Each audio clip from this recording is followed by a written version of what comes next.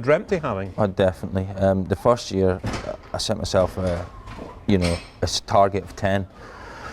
I thought if that was achievable, I think that would have been fantastic. And we ended up having 39.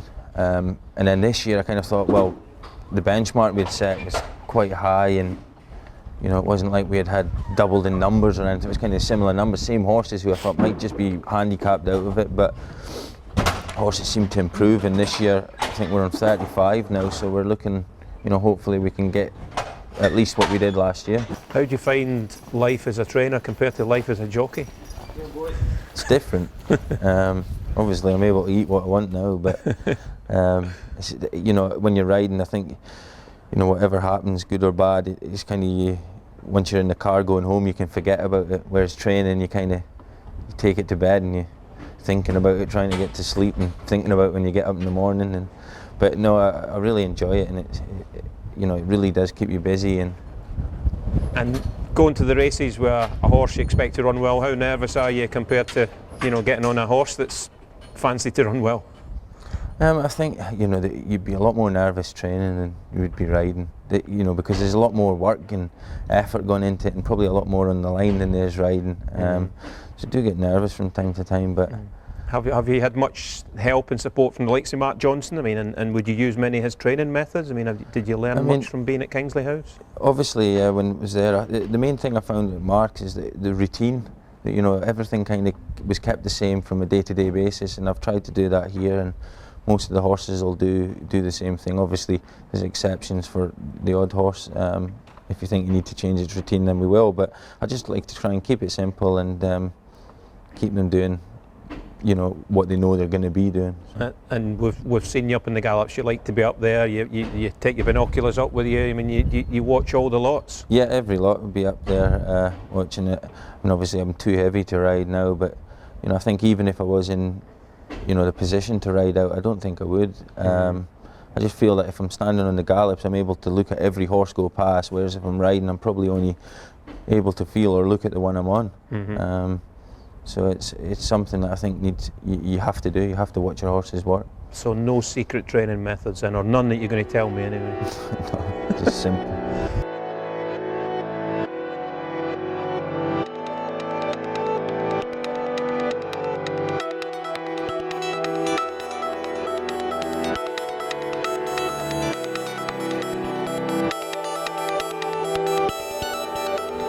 Stonefield Flyer then, Keith. I mean, only one run so far this season, second at Hamilton. Good second last year, a really good 2-year-old, wasn't he? The Windsor Castle second. But he's confined to barracks for the time being. What's up with him? Unfortunately, just a couple of weeks after his race at Hamilton, in a routine gallop, he fractured his cannon bone, and he's been on about 100 days box rest. So that's him just starting back now in the walker. No targets or anything.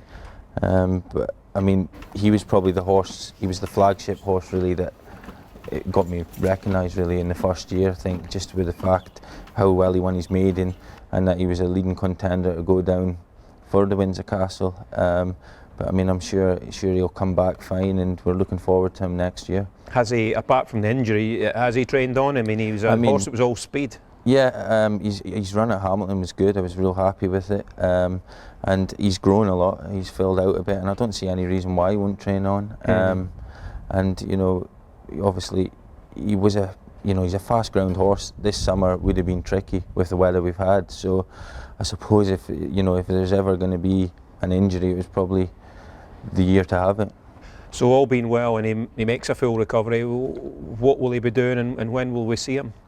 I don't know. I'd have to speak to the owner and see what the plans are, but that's him started back in work now. He's quite a highly strung horse, as people are probably aware, and I would imagine if there was something on the all-weather early in the year, it might be a possible target, but I'd have to speak to the owner and see what he's thinking too.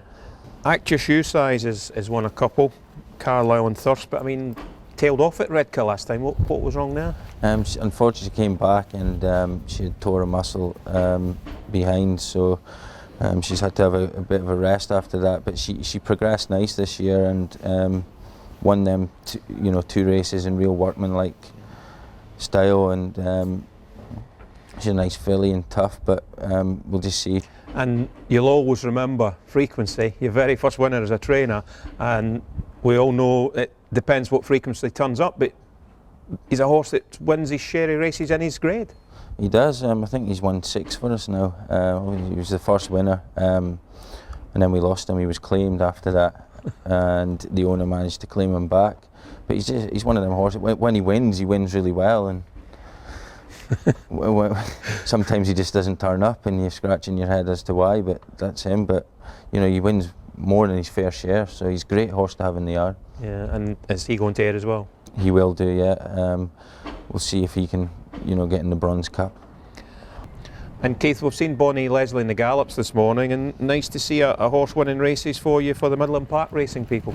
Yeah, it was the first horse with us, and you know, she won quite well at Ayr and followed up a few days later at Hamilton. She was a little bit unlucky last time at York. She got really badly hampered about a furlong out and managed to stay on again and just grab 4th, close for home. But it was, you know, it's done us good, I think, to have Midland Park in the yard, especially with a filly who's won a couple, and she'll probably be targeted as something at the Western meeting too. Chucky Royale, Keith, seems to enjoy his work, seems to work nicely. Yeah, he does. He's a real enthusiastic horse at home, and you know, he's done quite well recently. The start of the year, for some reason, he just wasn't quite running to his ability. But the last couple of runs he won, and he was second at Thirsk, and he just seems to have clicked and he's going the right way again. He's a horse I've always liked, and I kind of had quite high hopes for him this year. As I said, the start of the year wasn't great, but he seems to be getting on with it now. Are you surprised Santificio's not won a race this year? I mean, gone so close at the likes, say, Goodwood and Sandown? Yeah, he was.